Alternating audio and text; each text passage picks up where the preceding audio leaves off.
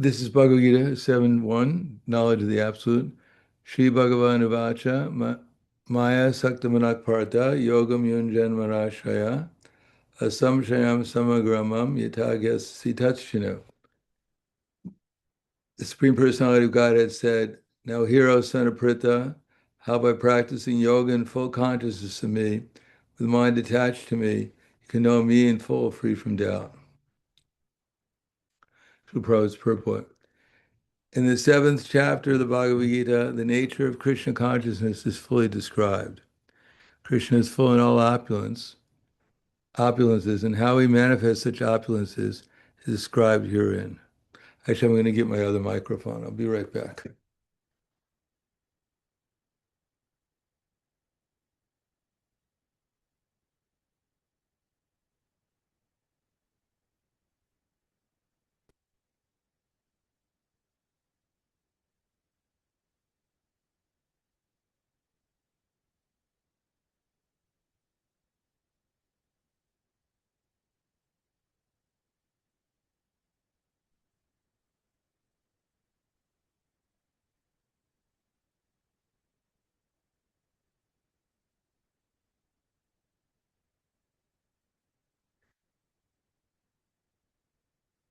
Is this better? Makes any difference? No response? It is better, Guru Maharaj. Better, yeah. If no one answers, then it must be worse.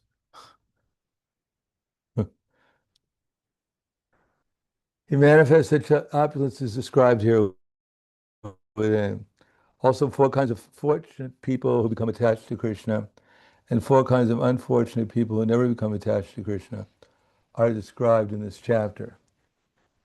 In the first 6 chapters of the Bhagavad Gita, the living entity is described as non-material spirit soul, capable of elevating himself to self-realization by different kinds of yogas. At the end of the 6 chapters, clearly explained that the steady concentration of the mind upon Krishna, or in other words, Krishna consciousness, is the highest form of all yoga. By concentrating one's mind upon Krishna, one is able to know the absolute truth completely, but not otherwise. Impersonal Brahmajyoti and localized Paramatma realization are not perfect knowledge of the absolute truth because they are partial. Full and scientific knowledge is Krishna, and everything is revealed to the person in Krishna consciousness. In complete Krishna consciousness, one knows that Krishna is the ultimate knowledge beyond any doubt. Different types of yogas are only stepping stones on the path of Krishna consciousness. One who takes directly to Krishna automatically knows about Brahmajyoti and Paramatma in full. By practice of Krishna conscious yoga, one can know everything in full, namely the absolute truth, the living entities, the material nature and their manifestations with paraphernalia. One should therefore begin yoga practice as directed in the last verse of the 6th chapter. Concentration of the mind upon Krishna is made possible by prescribed devotional service in 9 different forms, of which Shravanam is the first most important. The Lord therefore says to Arjuna, "Touch Shinu, or hear from me." No one can be a greater authority than Krishna, and therefore by hearing from him, one receives the greatest opportunity to become a perfectly Krishna conscious person. One has therefore to learn from Krishna directly or from a pure devotee of Krishna, and not from a non-devotee upstart puffed up with academic education. In the Srimad Bhagavatam, this process of understanding Krishna, the Supreme Personality of Godhead, the Absolute Truth, is described in the 2nd chapter of the 1st canto as follows. Shrinvatam swakata Krishna punya shravanam kirtana Vidyantaksto hyabhajani vidunoti saritsatam Nashta prayeshvabhadreshu nityam bhagavata sevaya Bhagavatu utamashloke bhaktir bhavati naishtiki Tatara justamo bhava kamalobhadayastaye Chete taina vidam stitam sattva prasidati Evam prasanamanasom bhagavad bhakti yogataha Bhagavad tattva vijnana mukta sangasya jayate Vidite hridya grantis chidinte sarvasamshaya Shinte Chasikarmani Dristevatmanishvare, to hear about Krishna from the Vedic literature, or to hear from him directly through the Bhagavad Gita is itself righteous activity. And for one who hears about Krishna, Lord Krishna is dwelling in everyone's heart, acts as the best wishing friend, and purifies the devotee who constantly engages in hearing of him. This way, devotee naturally develops his dormant transcendental knowledge. As he hears more about Krishna from the Bhagavatam and from the devotees, he becomes fixed in the devotional service to the Lord. A development in devotional service, one becomes freed from the modes of passion, ignorance, and thus material lust and avarice should diminish. When these impurities are wiped away, the candidate remains steady in his position of pure goodness, becomes enlivened by devotional service, and understands the science of God perfectly. As Bhakti Yoga severs the hard knot of material affection, enables one to come to the stage of a samshayam samagram, understanding the supreme absolute truth, personality of Godhead. Therefore, only by hearing from Krishna directly, or from his devotee in Krishna consciousness, can one understand the science of Krishna. Namo Vishnu Braya Krishna Prasthaya Bhutale Srimate Bhaktivedanta Swami Namane Namaste Saraswatam Deve Gauravani Pracharane Nirvishesha Srinivadi Paskadyade Siddharane. Oh.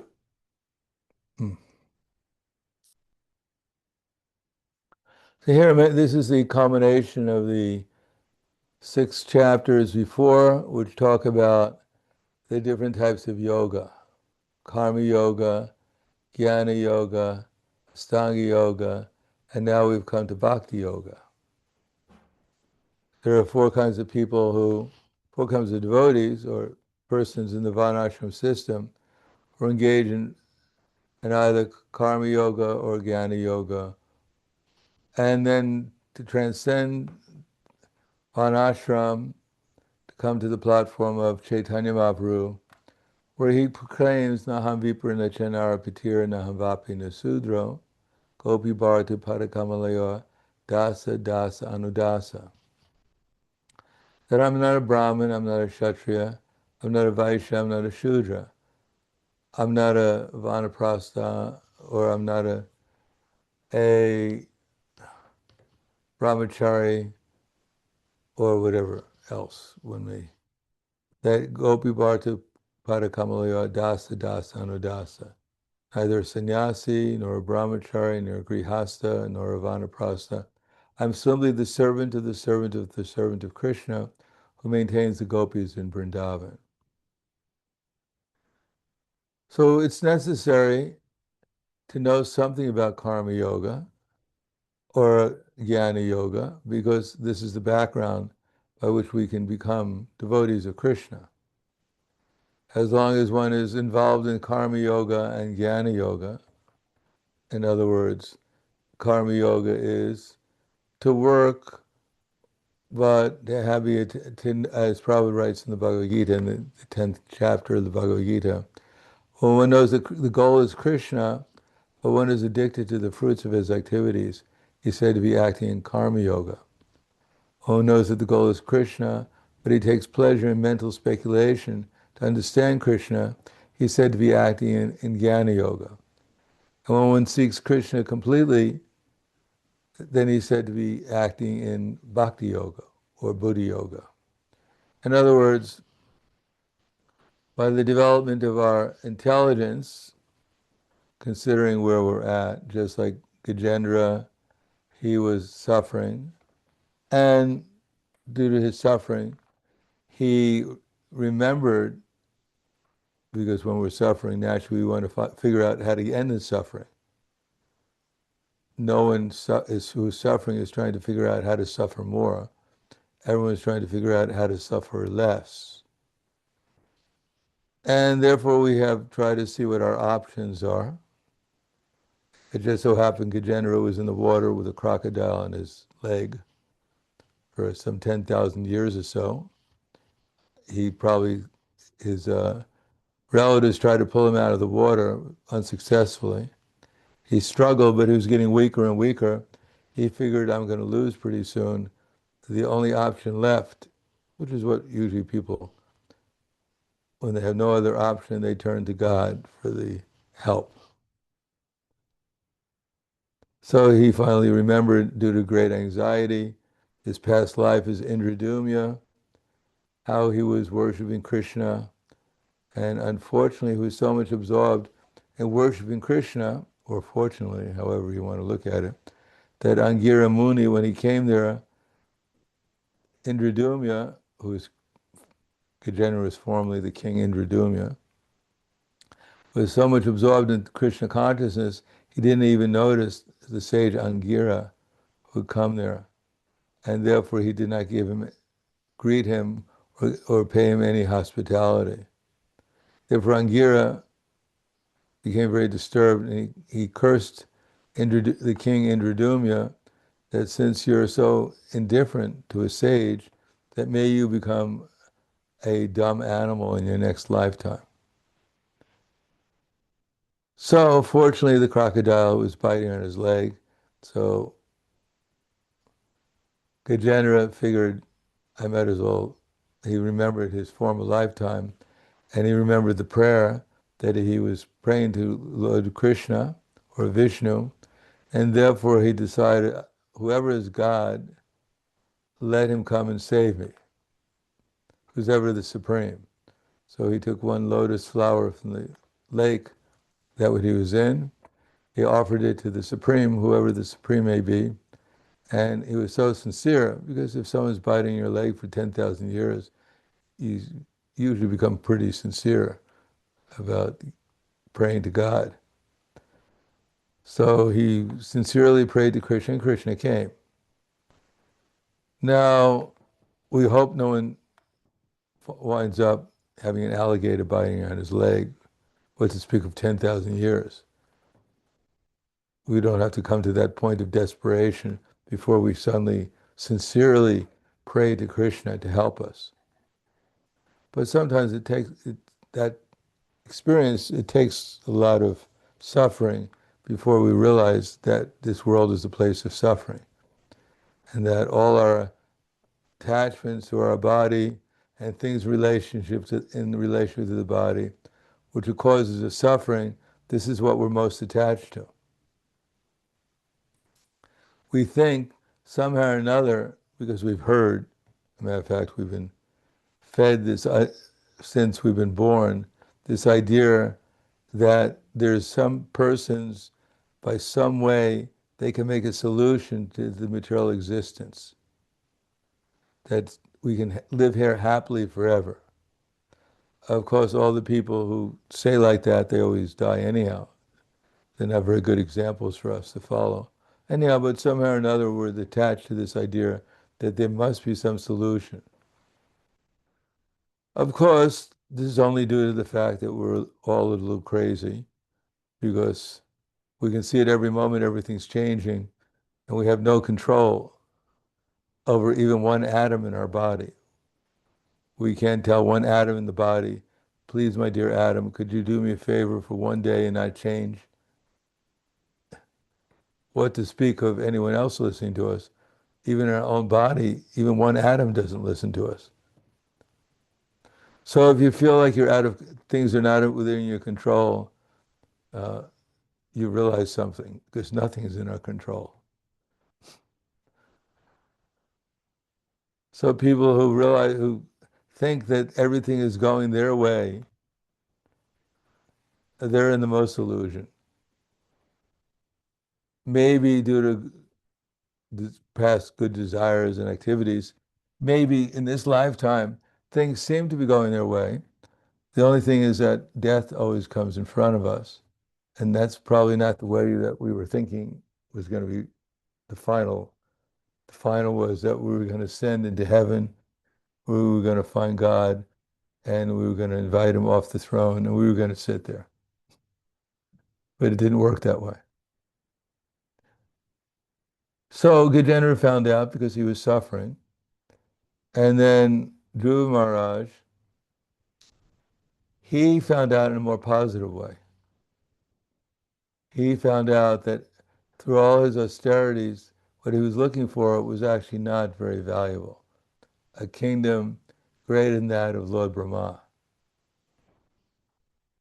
Now, of course, most of us don't aspire for a kingdom greater than the Lord Brahma because we don't believe in Lord Brahma. We want to believe that he has a kingdom. And if he has, we have no idea what it's like. Therefore, why should we aspire for something greater than something we have no idea? And besides that, even if we went to Dhruva Loka, if we became the king or the queen there, we wouldn't know what to do.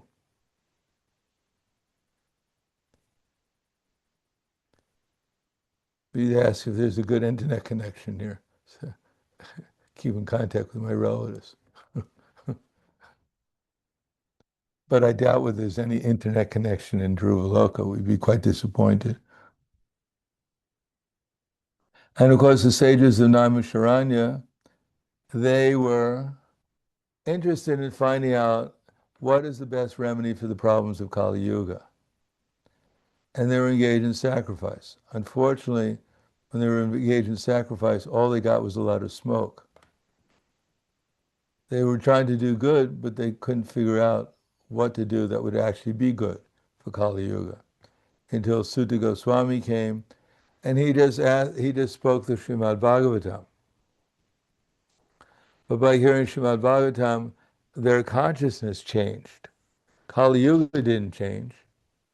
It's not that the sages, they heard Srimad Bhagavatam and Kali Yuga turned into Sati Yuga. No, nothing really changed. As you've probably noticed, we're still in Kali Yuga. But their consciousness changed, and therefore they didn't mind what yuga they were in, because they weren't living in that yuga, they were living in Krishna consciousness.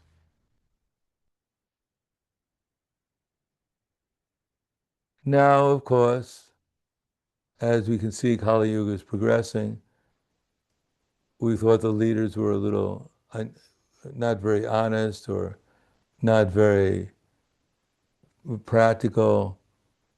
But now we can see that they're all crazy. They're completely mad because they never hear about Krishna. They have no idea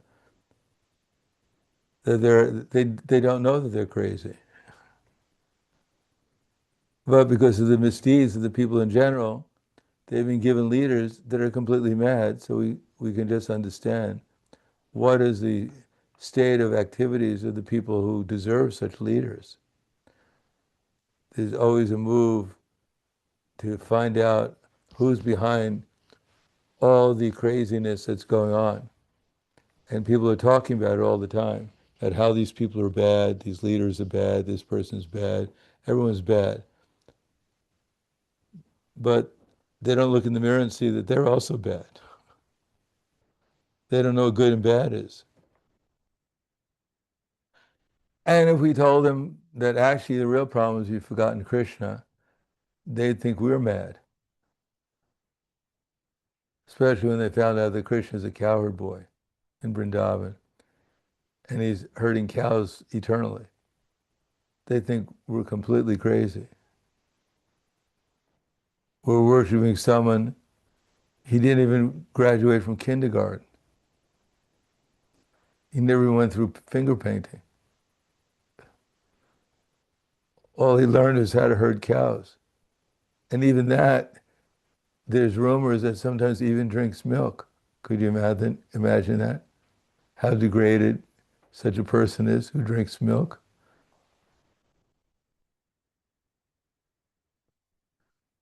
So people cannot understand very easily. Therefore, as we hear Srila Prabhupada in his lecturing in 26 Second Avenue, he did not talk very much about Krishna. He talked about consciousness. Once in a while, the first year he mentioned God, but not very much about him. Because we should talk to people in such a way is that they realize that this knowledge is perfect. And if we tell them that something that they can't understand, they won't understand that what we're telling them is perfect. Therefore, the fact that we have consciousness that if someone does not understand that we're the person who has consciousness and we're different from what we're conscious of, then of course it's very hard to tell them anything beyond that. If they can't listen to Paramatma enough to understand that their body is changing, but they're not changing, they won't listen to Paramatma in the form of his devotee, in the form of scripture, in the form of anyone, because they can't hear. What they can't hear, they're just hearing all kinds of nonsense that they've heard since they were born.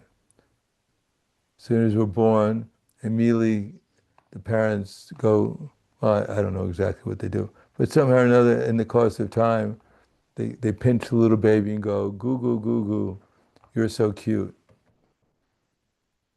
And the baby's sitting there thinking, yeah, finally I'm the center of the universe.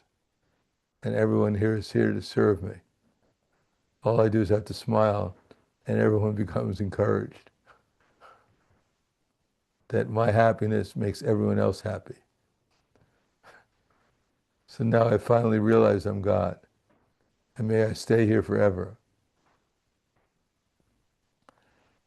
And many people never grow up. Their bodies change, but their consciousness never changes because they want to be stuck in being the center of the universe. And therefore, when they're not the center of the universe, which is inevitable because we're really not the center of the universe, and if you're in a universe where everyone's trying to be the center, then it's pretty hard to get along with everyone because they're trying to knock us off the center. I have this game when I grew up. Someone would stand on the top of a little hill or something. He'd be called the king of the mountain. And everyone would try to get up there and knock him off the mountain so they could stand on the mountain. So that's material life. The person on the top of the mountain, he's having a hard time staying there, but still he's going to struggle to stay there. Nothing really good comes out of being on the top of the mountain, but the fact that he's there, he thinks he's achieved something. And then after some time, someone will inevitably replace him on top of the mountain, and then he'll feel bad about that he's not on the top of the mountain. Nothing really has changed. The only thing is his conception that he was on the top. Now he's no longer on the top, and therefore he's disappointed. On the top of what? So that's material life. There's nothing really happening here of any importance, just that people are struggling to be better than something else, someone else. And that's the only satisfaction that you can actually ultimately get from material life. And of course, there's some satisfaction from eating, sleeping, mating, defending. At least that's being advertised, how wonderful it is by people who are selling the products. But if you read the newspapers or something, you'll find out that the people who are most involved in selling us eating and sleeping and mating, defending, they're the most miserable.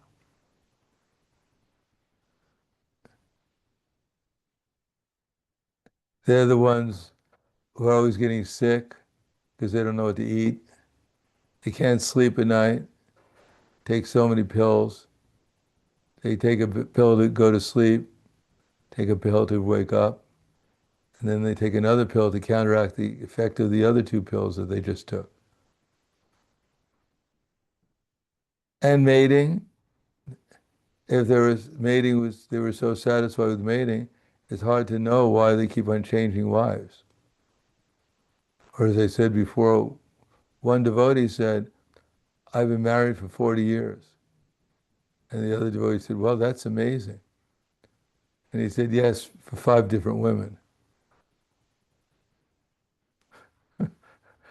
So it's very hard to be satisfied in Kali Yuga because there's no real appreciation or any kind of affection because people are not taught how to be affectionate, how to be dutiful, Their role models are people who are simply engaged in exploiting others. For instance, Prabhupada says that business means cheat. So people who have the most money are the biggest cheaters. And they're the role model. People appreciate, oh, you have so much money. And most of them have gotten it simply by cheating people. Sometimes Prabhupada said, a little cheating for a businessman is all right. When he says, for you I make no profit, it's understood that of course he must make a profit. Otherwise, why would he be doing business? But when you make a profit out of exploiting the animals, out of exploiting women, out of exploiting children, out of exploiting the material nature, it's not a very good business. And yet people have taken these leaders who are actually cheaters as their leader, which means that they're also cheaters and misleaders. Therefore, we have this idea, as it says here, one should hear from Krishna or from the representative of Krishna. And hear what? We should understand that Krishna is not bluffing us, trying to get us to buy something. He's not bluffing us, trying to get us to do anything, materially speaking. He's trying to awaken us up to our actual happy position of being eternal servants of the most blissful, loving personality who everyone loves because he's so nice. He's the Rasa Raj. He's the source of all pleasure and rasa. And he's giving us a path by which, by hearing, we can understand what to do and what not to do. The main problem we have is that we've spent most of our time hearing all kinds of nonsense and trying to achieve what so many people are telling us a normal person achieves, what a good person achieves. But the people who are telling us to do that, they're not normal, nor are they good. The example I always gave, or probably gave one time, is that a group of thieves, they rob a bank, and then the head thief stands up and tells all the other thieves that, my dear fellow thieves, now that we've robbed this bank, I really appreciate you did a great job, but please, I beg of you, let us divide the money up honestly. So the whole universe is full of thieves trying to rob from God. And at the same time, they want to declare themselves and give each other certificates of being good thieves. You get this graduate degree, you get this degree progressively from high school to college to postgraduate, graduate to postgraduate, because you're a bigger bluffer than anyone else. Or you're able to do something which the leaders of society appreciate, or even people appreciate. Even say they have us work hard so we can buy a car, and then spend all our money paying off the car. Then we have to buy the oil and the gas and the insurance. And because we never walk anywhere, therefore we fall sick. Because all we do is eat and get into the car and drive around and then come back and eat more and fall asleep. And this is supposed to be advancement. They don't tell us even that the car can be run on water. There's no need to spending all this money on gas. You don't even need electric cars. And if people grew their own food, there'd be no need for your car at all. And if you grew your own food, then you could actually quality. There would be some quality to it because no one would use chemicals on their food if they knew they were going to eat it. Could you imagine you were growing some, say, let's see, a good thing, some cauliflower in your backyard, and there were some weeds. So you decided rather than pick the weeds, I'm going to throw chemicals on the weeds and kill all the weeds and kill anything that gets near the cauliflower because it's my cauliflower. And then we throw all the chemicals, everything dies except for the cauliflower because it was genetically modified. It's like a Frankenstein cauliflower. Can't die because it's already dead. And then we take it, and then we're going to eat the cauliflower. And we think, wow, this is great. I'm growing my own cauliflower. Unfortunately, it's not really a cauliflower. It's a mixture of chemicals. And everything else that came in contact with those chemicals didn't survive. And then we eat it and we can't imagine, why could I get sick? I'm eating so healthy.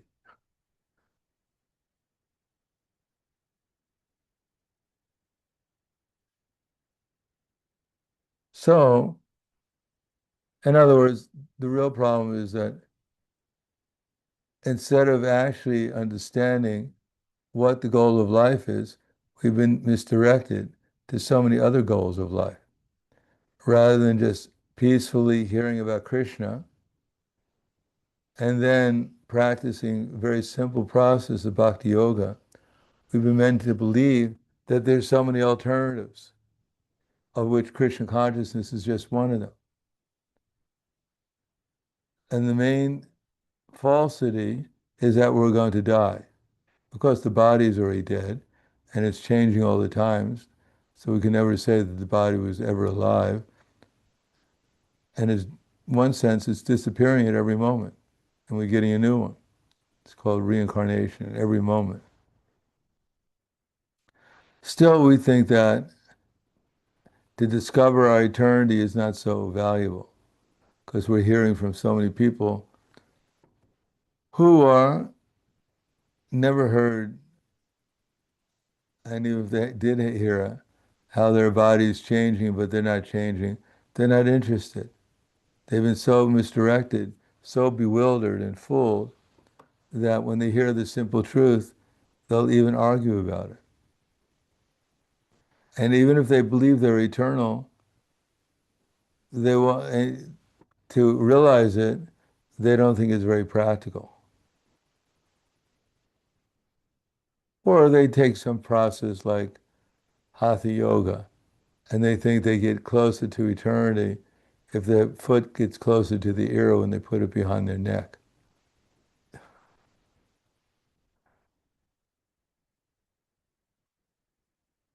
And if their leg breaks, that's just part of the process of going back to Godhead.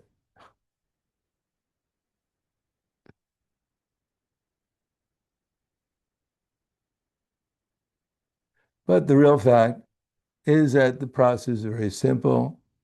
If we believe that Krishna exists, if we take the time to actually investigate who is Krishna, who is Paramatma in the heart, who's Krishna, and who we are. It's just a matter of hearing regularly. And then Krishna, when he sees that we're interested in getting out of our misconceptions, and we're not so much interested anymore in hearing all the other topics that people have come up with, all the different diversions from Krishna consciousness that people are offering.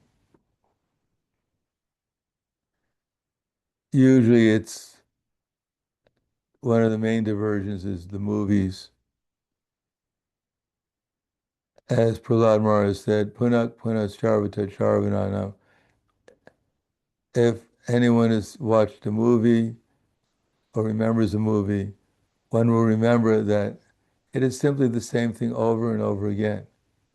Doesn't matter. Even a spiritual movie like Avatar, it's the same theme. Boy meets girl, other boy meets girl. Two boys fight with each other. They get the girl, and then she leaves.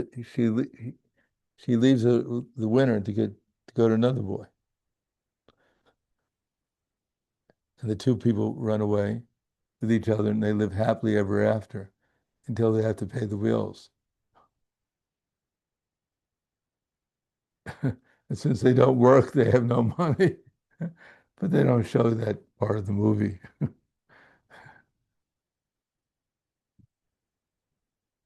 In any case, it's more or less the same thing. The only thing is that sometimes they change it, and then the person who's actually in goodness, who's actually trying to do the right thing, he loses. The bad guy wins. Because most people are bad, and therefore, when they find out that the bad guy wins, they feel good that you can be bad and win at the same time. Then they feel there's some hope because they want to be bad or they're conditioned to be bad. And therefore, if the bad person wins, then they think, well, I'm a bad person, I probably will win then. So that's Kali Yuga. And things will go as they are, according to Srimad Bhagavatam. But in the meantime, rather than getting upset, how Kali Yuga is going on and all the problems that come from it, the lack of proper relationships, which the threefold miseries, the lack of able to take care of our body properly, the misdirections we've gotten about practically everything. Our authorities tell us one time that this is absolutely healthy. Imagine, like I said, in India, there was one ghee that all the Brahmins were so proud because it said on the label, it was 100% cow ghee. And for decades, people were taking it only to be pure, only taking this ghee that was sold on the market as 100% pure cow ghee. Until one person decided to analyze it and found out it was 40% pig fat. So all these proud Brahmins who were so pure wound up were eating pigs for 40 decades, four decades.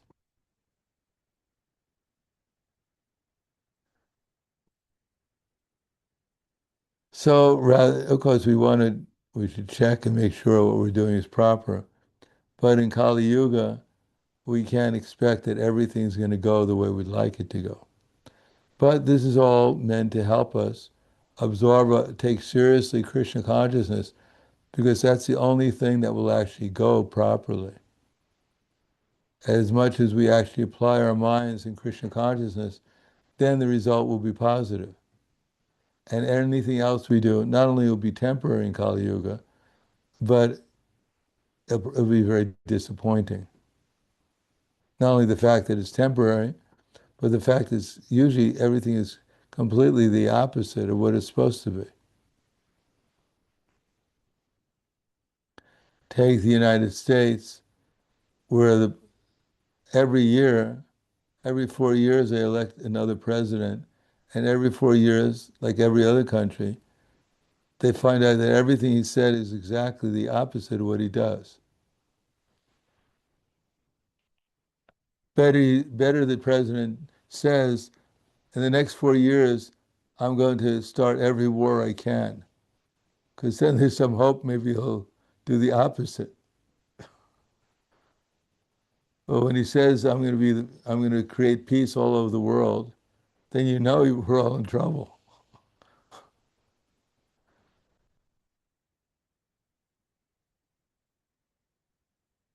So the conclusion is, we should hear about our eternality. We should hear about how Paramatma within our heart, who's our best friend, can guide us to a happier life, to reviving our relation with Krishna.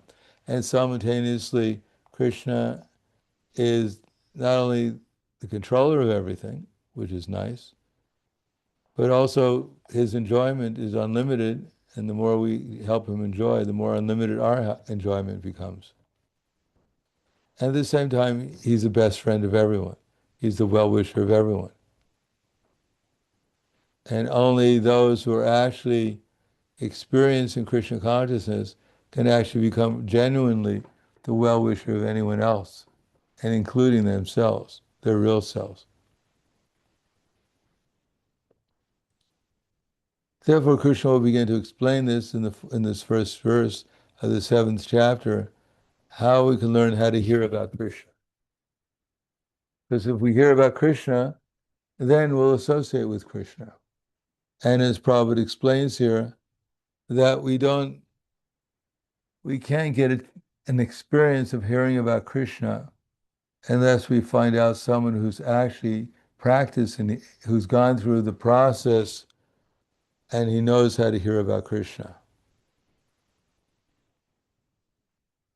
He knows how to encourage us so that we hear about Krishna. It's one thing to hear about how the material world is working, but the most important thing is that's only an introduction to encourage us to actually understand how the spiritual world is actually working, or how spiritual consciousness is working. Because it's only when we take shelter of the spiritual consciousness that we can actually clearly see the difference between material consciousness and spiritual consciousness. Otherwise, if we're dreaming and we try to create a nice dream, no one goes to sleep hoping they're going to have a nightmare. My dear Lord, I'm going to go to sleep. Please give me a nightmare and make my life a little bit more exciting when I'm asleep. No one prays like that, I hope. We want to have a nice dream. So a nice dream, we wake up, and people said, either how was your sleep? You say it was good. And you ask what happened. He said, I don't remember anything. That's why it was good. I had some peace for the first time. Or it was a good dream. I got everything I wanted. So similarly, we can dream here and we can work hard to get everything we want. But at the end of the day, we're going to be very unhappy when everything is taken away from us.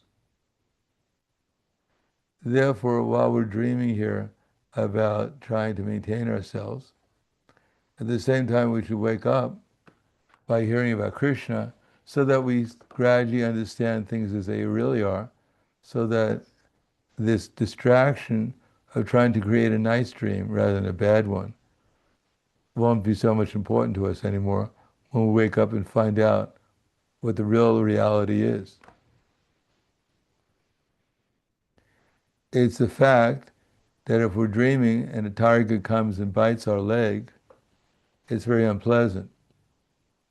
So we'd like to wake up so we're no longer disturbed by the tiger.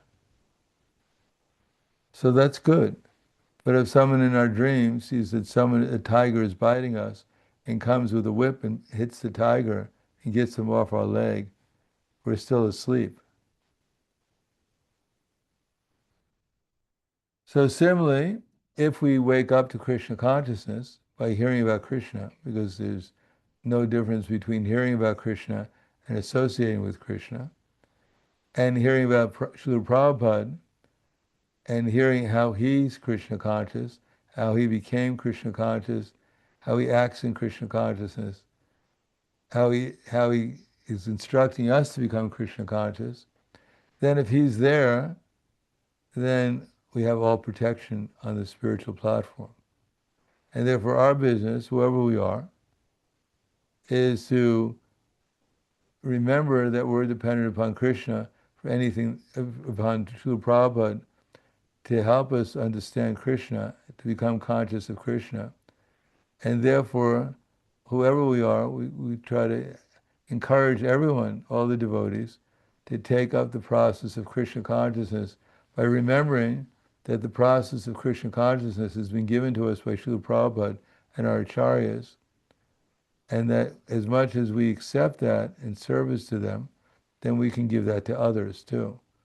So giving Krishna consciousness to others, we shouldn't forget that we're also trying to give them Prabhupada. and our acharyas, and also appreciate those who are giving us Prabhupada and our previous acharyas. They may not be on the level of Srila Prabhupada and acharyas, but because they're giving us Srila Prabhupada and the acharyas who are giving us Krishna, therefore we value them. Prabhupada gave the example of the postman. Now he's giving you a letter with a good amount of money, say 100,000 euros or something. So it's just a postman. It's not his money, but because he's delivering the money to you, therefore you appreciate him. It's not that the postman comes with a check for 100 million euros and you say, well, I don't like the way you look, and you shut the door on him. Or you ask him, how many rounds did you chant yesterday? And if he says, I didn't chant my 16 rounds, you say, come back tomorrow with a letter. No, you're happy to see the postman because he's giving you something valuable. So that's what Krishna tells us to do. Try to become an instrument for him, give Krishna to others, and give Prabhupada, who can give us the example, give us the inspiration, give us the experience of Krishna just by associating with him. Then we actually become qualified to serve. That's the service to Chaitanya Mahaprabhu. That whoever we meet, we should tell them about Krishna, but don't forget that we're simply acting as an instrument for the actual acharya who's giving us who has Krishna, and therefore he can actually give us Krishna if we ask him for it. So I'll stop there. Any questions? Comments?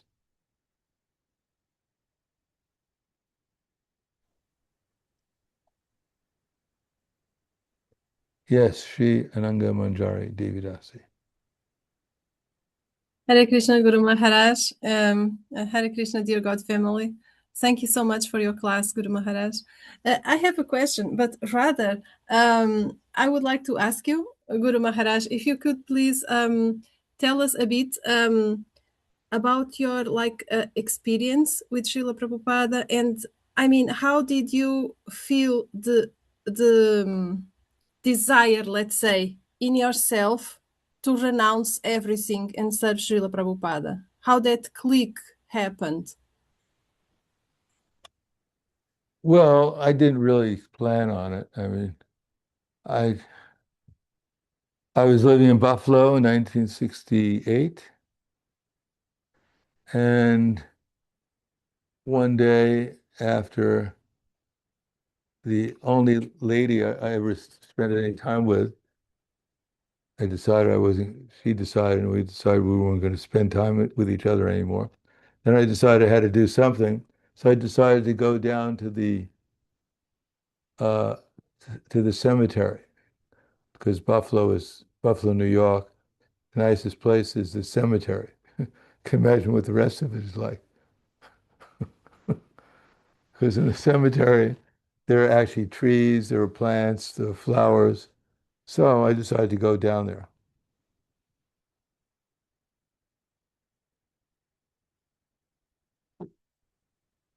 And on my way down there, suddenly everything changed. I was walking down there, and all the buildings, they looked like they came out of a fairy tale. They're all like past, like they were all like from a fairy tale. Now, at that time, there were people taking drugs, especially, I guess, LSD. I never had an opportunity at that time. It wasn't available where I was. It was just the beginning of the counterculture, at least where it became more available. But anyhow, it wasn't any drug experience because I didn't take any drugs. So I didn't know what was going on. So I walked to the park and I looked at all the rocks in the park and I looked at the bridge and I was thinking about all the stars. And then I just had this realization that everything was unlimited and that there must be a person behind everything. There must be, well, not a person, there must be an absolute truth because I didn't learn anything about this in school that I was experiencing, because it was like a fairy tale. And therefore, I decided that the aim of life, I came to the conclusion that the aim of life is to find out what the truth was, which is not exactly what my education in college was all about. My education in college was trying to get the best marks so I could become the top student. Of course, that caused a lot of anxiety because there were others who were trying to be the same like that. Anyhow, so after that, of course, when I was younger, I remember I used to look up in the sky and see all the stars, and I'd think that there must be a God, otherwise, where all these stars come from? But that was just, by the time I got into college, that was forgotten due to the bad association there. Anyhow, that awakened, that was an experience. It wasn't just a thought. And then after that, I decided I was going to spend time trying to find out what the absolute truth is. So I started doing Hatha Yoga. There was one book on Hatha Yoga by Vishvadevananda. And I got the book. I was doing yoga practice, sometimes 8 hours a day, working as a model, doing at an art school, holding yoga poses for half an hour each time. And I started to study the Bible. I was studying the Paul Bruton about the super soul. He talked about the super soul, the overseer, and all these other mystic things. And I thought I was going to become a mystic yogi. So I'd sit up at the university in between classes and see if mentally I could dissolve clouds. Because I guess it was, clouds do dissolve, but I took credit for it. And then one of my friends, because I realized that I had to get some superior instruction. So one of my friends, who also joined the movement, he told me about they opened a temple. I thought maybe it was a Buddhist temple, whatever it was. So I went down there, and then I heard about the Hare Krishna mantra. Of course, I heard about the Hare Krishna mantra before that. At the beginning of 1968, when my friends taught me the Hare Krishna mantra, but I didn't really know what the significance of it was. And some of my friends were living at 26 Second Avenue. And when I went home to visit my parents during the vacation, they told me about their experience there, how they wake up in the morning and dance at 5 o'clock in the morning. So as I said before, I thought they had become moon worshippers. So I heard about Prabhupada in 66 when he, from the East Village Other, but I never really took it seriously. But now I was ready, this is yoga, so I thought superior to this chanting was the physical exercise, which I was doing quite a lot of. I couldn't understand how you get something but just by chanting, by singing some mantra or chanting it. But anyhow, I decided to try it, so I began by chanting 25 rounds a day when I started. Figure if you're going to get into something, you might as well get into it. So after chanting 25 rounds and a day, I was with my roommate, who also became a devotee. And then I noticed when we were on the bus and people were discussing things, sometimes arguing with each other, when we were chanting, they all became very peaceful. And when I went home to visit one of my friends, his sister and his father were fighting with each other. But when I started to chant, they all became peaceful. So then I realized that as long as I was chanting, I was safe, and that others would become safe too. So then I decided I better move into the temple so I could keep on chanting. So that was the beginning. And then Krishna gave me so many realizations, so many experiences actually, when I came, that I really had no choice. Even if I wanted to leave the Hare Krishna movement, I had no choice. The experience was so nice, and Krishna was so, revealed himself so much, he didn't give me any choice. Anyhow, of course, we always have choice. It's not that I was perfect or anything, but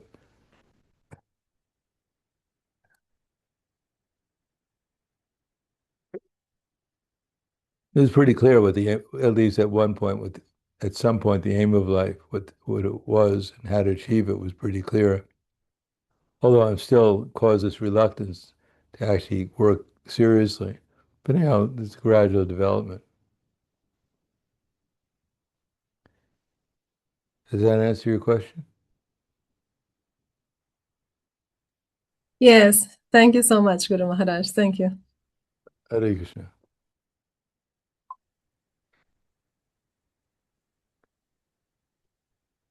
Anything else? I have a small question about the Krishna book, if it's okay to ask. Okay, it depends what the question is. We'll see. We know that the two parents of Krishna had to go a lot of austerities, both Vasudev, Devaki, and Nanda and Yashoda. So what to do? Why Krishna gave it so quickly to Putana? She didn't do any austerity. And they had to do like millions of years. So how is it working? Of course, if you're in the heavenly planets, there's a difference between being austere in the heavenly planets and being austere if you're living in some ghetto somewhere. Heavenly planets, austerity there is blissful because the very air you breathe is heavenly. Everything there is heavenly.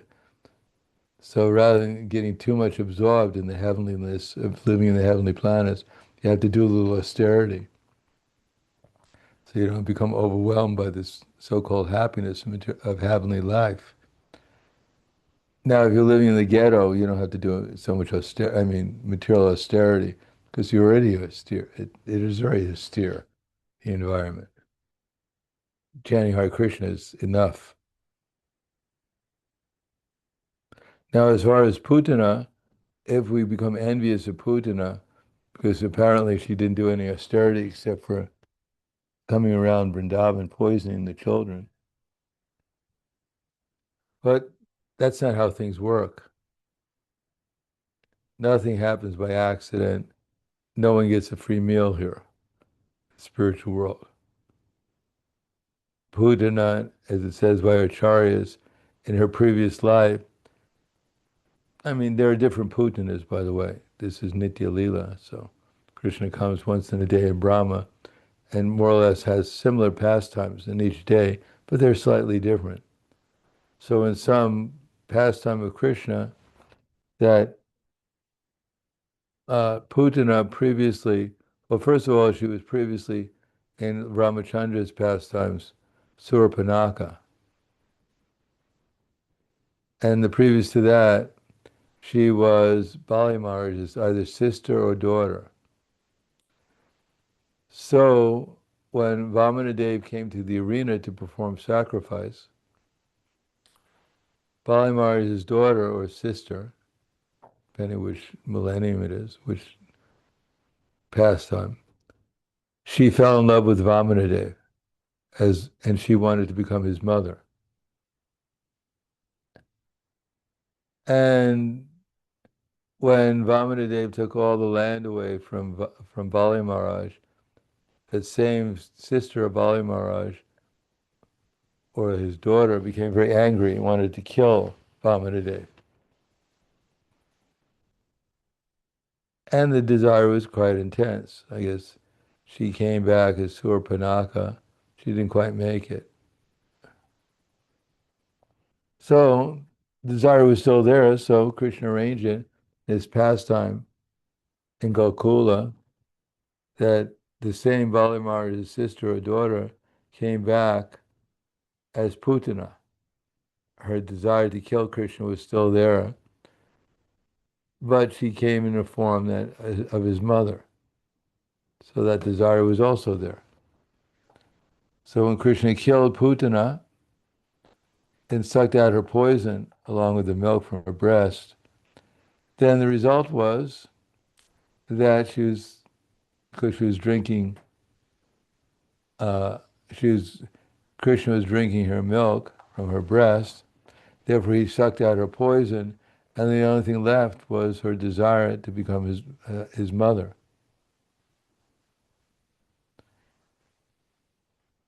So Krishna gave her the opportunity to become a mother, and at the same time try to kill him.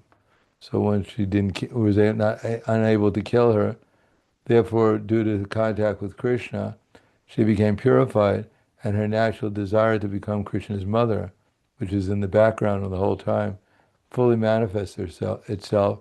Therefore, she became eligible to become Krishna's mother in the spiritual world. Now, most of us, probably in the past, we don't have such an intense desire in relation to Krishna to do anything. Therefore, we have to develop that desire gradually. We have so many other desires.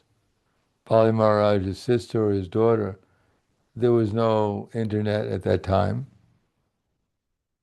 There was no magazines to read. There was no sports event to go to.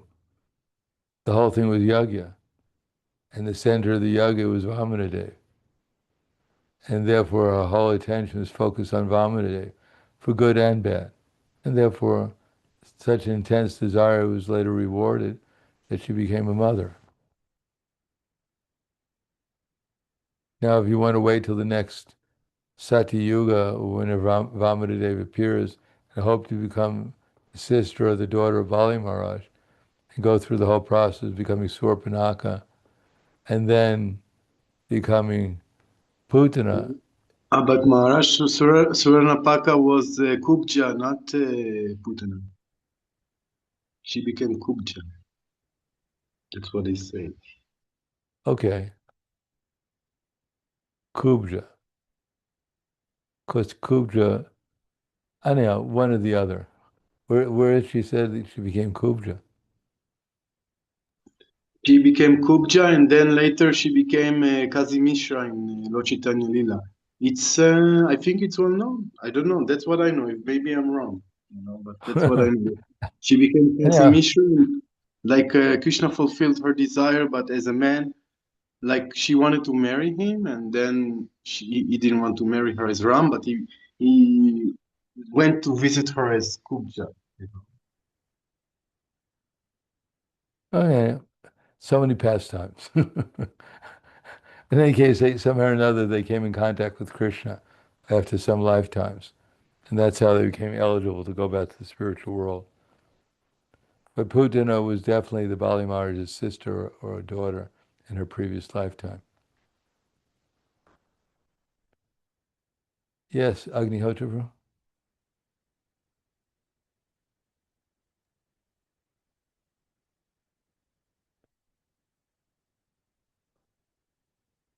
Hare Krishna. Agnihotra, Hare did you have? Krishna, Guru Maharaj, do you hear me Yes. now? Sorry, I have another program to simultation translation. Sometimes don't work parallel Zoom and this program. We have now another one question in Zoom chat from Mataji Vrinda Devi. Okay. How do we fix in doing regulated devotional service? What to do when consistency is missing?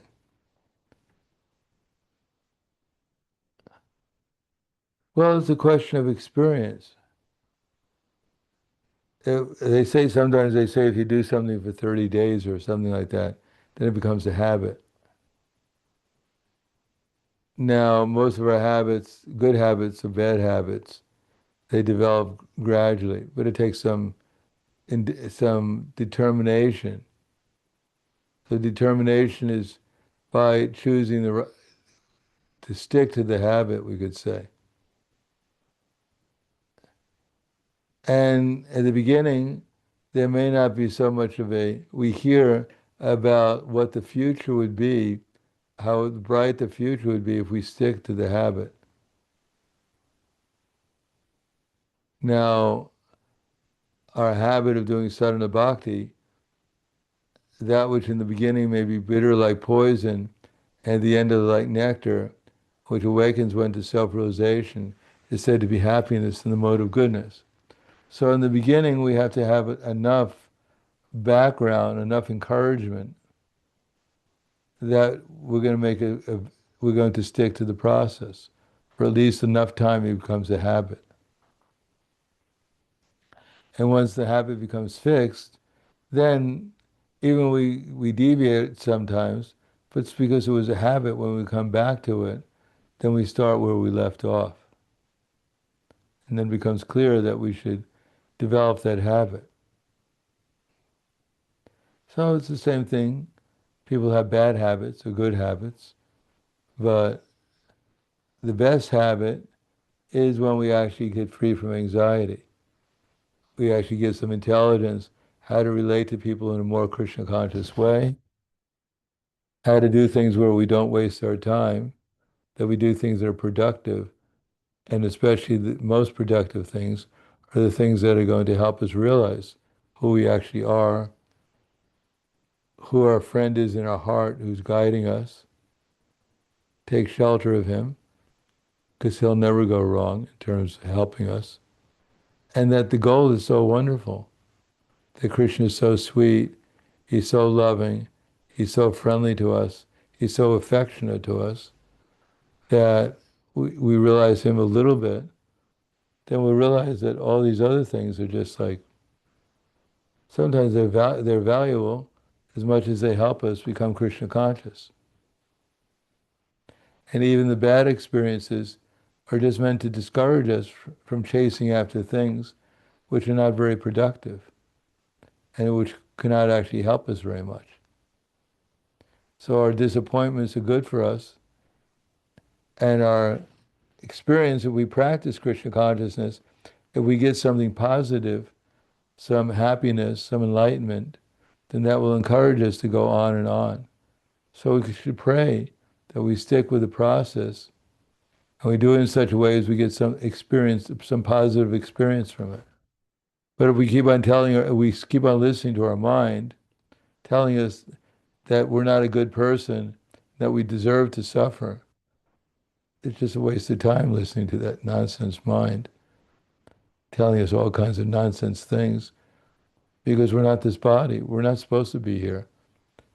Productivity is not adding to the gross national product, GNP. Productivity is adding to the loving feelings in Krishna consciousness.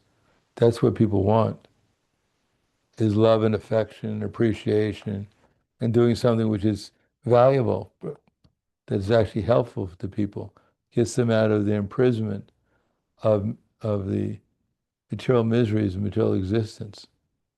So if we work like that, get ourselves out, and we do it consistently, then we'll be able to recognize, be able to perceive the difference between ordinary activities and material consciousness and the extraordinary opportunity that we have by following the very simple process the Prabhupada gave us with some determination.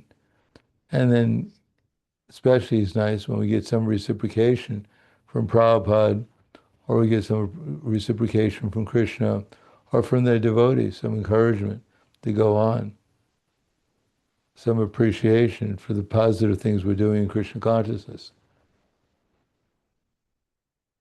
And then Krishna will, anyhow, so if we just stick to the process long enough to get some positive experience, then we'll stick with it long enough to actually get eternal positive experiences and make our lives actually more and more successful as time goes on.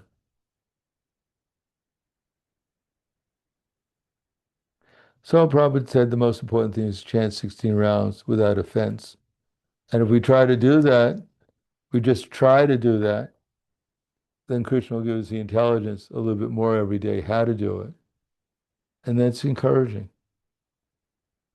We may not be back in the spiritual world, but at least we know we're in the direction to going there. We may not know Krishna, but we know him a lot more than we did before. I mean, we're so fortunate, at least we know there is a Krishna. We know that we're eternal, and we know that we have a friend in our heart called Paramatma who will help us in every respect if we ask him. And although we were a little, we could say neurotic at least, because we have so many other attachments. But we know our friend is there and he'll help us. We know Krishna is there and he'll help us. We know Prabhupada is there and he'll help us. We know that the devotees are ultimately there to help us. And therefore we're the most fortunate. Because everyone else is just as confused as we are, if not more confused. And how can they help us? They can't help themselves out of this entanglement of material existence. Anything else? Okay, we'll stop there. Thank you very much. Grantaraj Srimad Bhagavad Gita ki jai. Srila Jai. Prabhupada ki jai. Jai. Vande Haribol. Haribol. Hare Krishna. Thank you so Hare much, Krishna. Guru All glory to you. Maharaj. Hare Hare Krishna. Krishna. Srila Haribol. Prabhupada ki jai. Ki Thank jai. you, Guru Maharaj. Hare Krishna. Devotees. His Holiness Prahladananda Swami Maharaj ki. Jai.